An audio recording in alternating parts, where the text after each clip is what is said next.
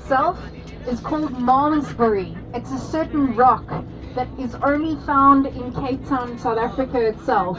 You'll see the red that's in between the segments. It's called Malmesbury. Malmesbury. And these reinforcements that they've done on the side over here, the channel itself was only opened in the 1900s. The road was cleverly planned, as I've mentioned, with the road surface, and in 1915, with use of convict labor, the road started, the construction actually began from the Hout Bay end. In 1916, the construction started from Noordhoek's end, which is where we'll be going right now.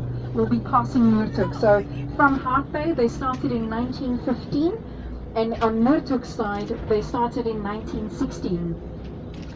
It costed them about $20,000, no, 20,000 pounds, well, euros actually, sorry, 20,000 pounds back then, and it took 7 years to complete this route. So quite a lot of labor that went into that, and a lot of planning and timing as well. Chapman's Peak was opened in 1922.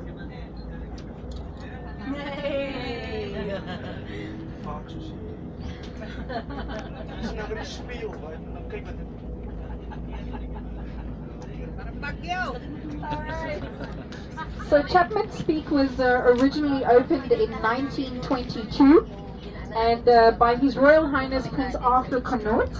In 1994, Mr. Noel Graham was unfortunately injured and paralyzed from the waist down, which concluded into a court case against the Cape Town Council, Municipal Council.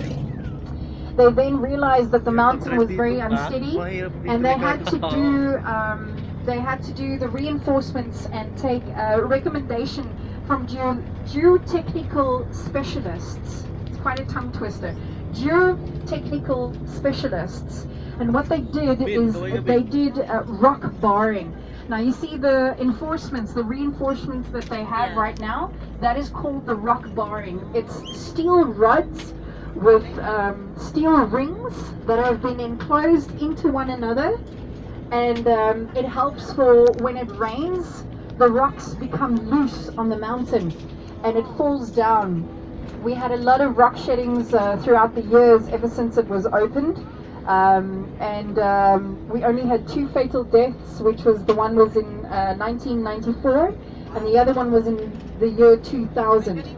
So those were the 2 unfortunate fatal deaths that we had along Chapman's Peak. They realized that they had to reinforce and strengthen the road itself. It went through a lot of upgrades throughout the years, and it was closed in 2003. It was closed again to reinforce it and to rock shed it again. Alright, so what they do is with rock shedding is they take out the big loose rocks that they have, they remove it, they get away from it, and they clean it out so that they rather remove the hazard than the hazard having to come down onto the road again.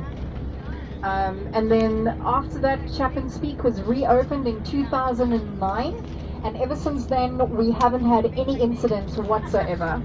So they did a pretty good job of having to reinforce it.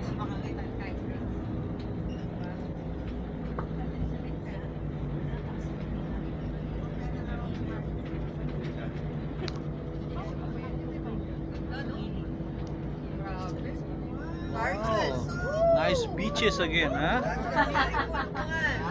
Right, so this is a famous beach which is called Noordhoek. I'm not sure if you guys, you'll see all the surfers that are lying in the beach over here. It's called Noordhoek Beach.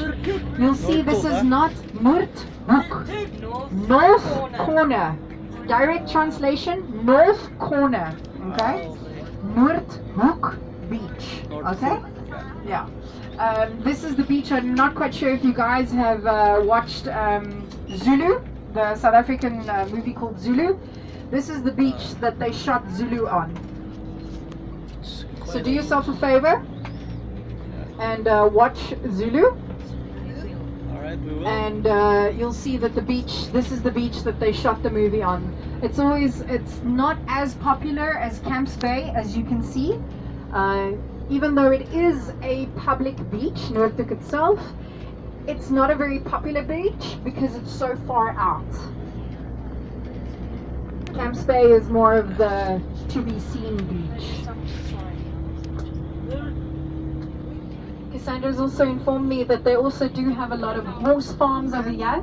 You can do horse riding, you can actually come and surf on this side, obviously beach bathing, a lot of activities to be able to do on this beach as well.